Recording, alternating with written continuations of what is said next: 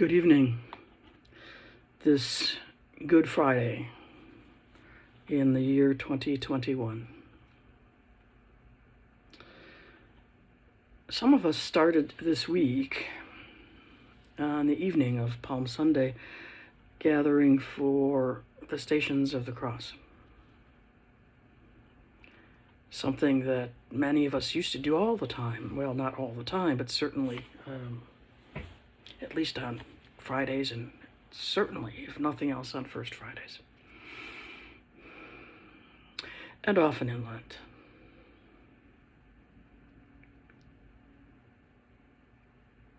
It began my thinking about why there are stations. I realize that they capture the journey. And I kept thinking that there was something that wasn't resonating with me. And so I began thinking for several days about the possibility that there was, in fact, much greater unity than we usually think of. And that there really is one station. And so I wrote a poem meditation, what I do sometimes, many of you, called The Last Station. And we tried to post it on the website, in the blog, but apparently this particular web technology doesn't do non-traditional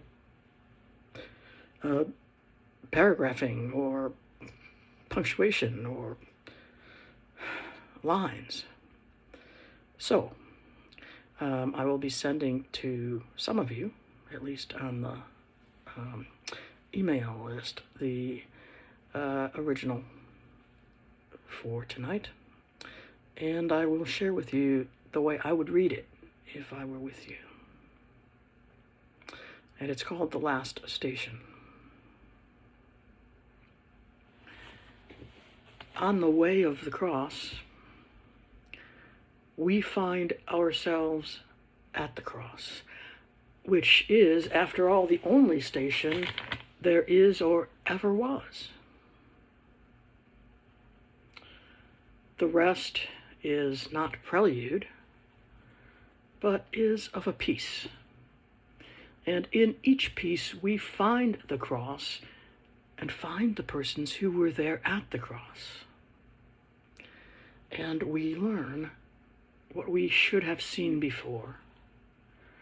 Perhaps from the promise, perhaps from the announcement, perhaps from the Spirit's overshadowing of that which we hold within ourselves. Hearing the word with such attention that we create life. And if we can hear for the one we bear as well, then creating life already marked by death. Because enveloped by love's fire, inspiration, respiration, destination, love makes that one bound for the cross as well. With arms made first to cling and be comforted, and then to be outstretched, to implore and to bear into the chaos of heaven and hell, locked in the confrontation of love that will always remain uncertain of the reciprocal. At the foot of this only station, which is stripped bare of the indulgences that the others might have given, we meet a son. Not only of a father, but of a mother.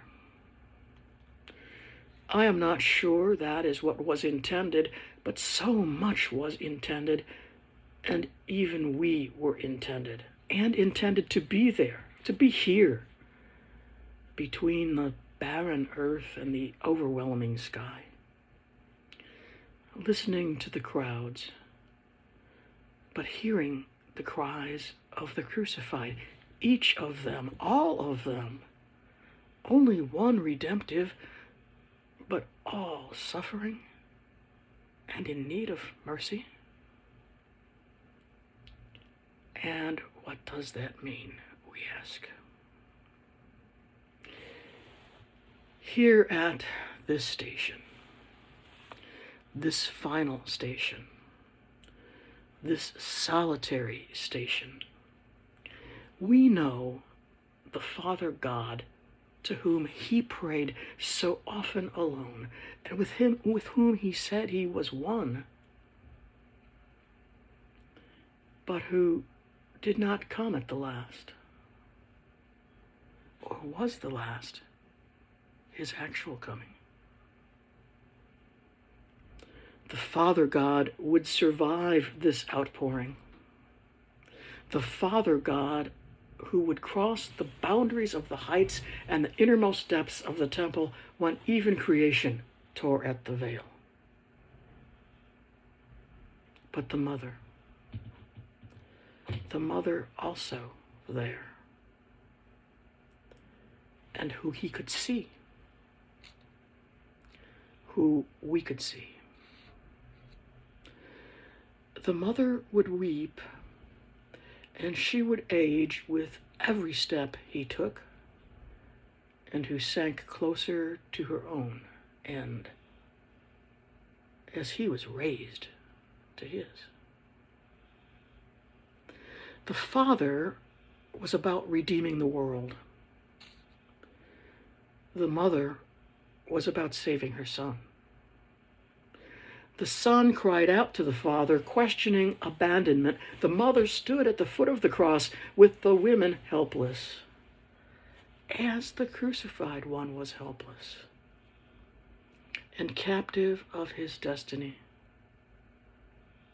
She was helpless with her memories of his youth, of his beauty, of his giftedness,